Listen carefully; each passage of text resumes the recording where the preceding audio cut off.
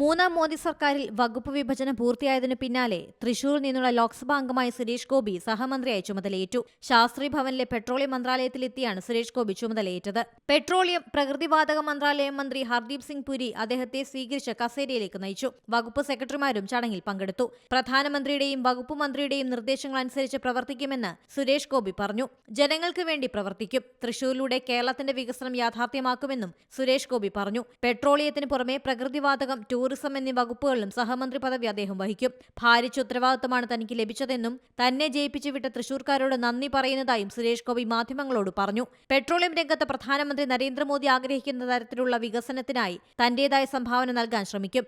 ആദ്യം വിഷയം പഠിച്ച ശേഷം വേണ്ട നടപടികൾ സ്വീകരിക്കും. ജനങ്ങളുടെ ജീവിത നിലവാരം ഉയർത്തുന്നതിന് തനിക്ക് ചെയ്യാൻ കഴിയുന്നത് ചെയ്യും. കൊല്ലം തീരത്ത് എണ്ണശേഖരം കണ്ടെത്തിയിട്ടുണ്ട്. ഇവിടെ എണ്ണ ഖനന സാധ്യത പരിശോധിക്കുമെന്നും തന്റെ ജന്മസ്ഥലമാണ് കൊല്ലമെന്നും സുരേഷ് ഗോപി പറഞ്ഞു. News desk C Malayalam news. പുതിയ വാർത്തകളും വിശേഷങ്ങളും ഇനി വിരൽ തുമ്പിൽ. എല്ലാ ഡിജിറ്റൽ പ്ലാറ്റ്ഫോമുകളിലും ഇപ്പോൾ സി മലയാളം ന്യൂസ് ലഭ്യം.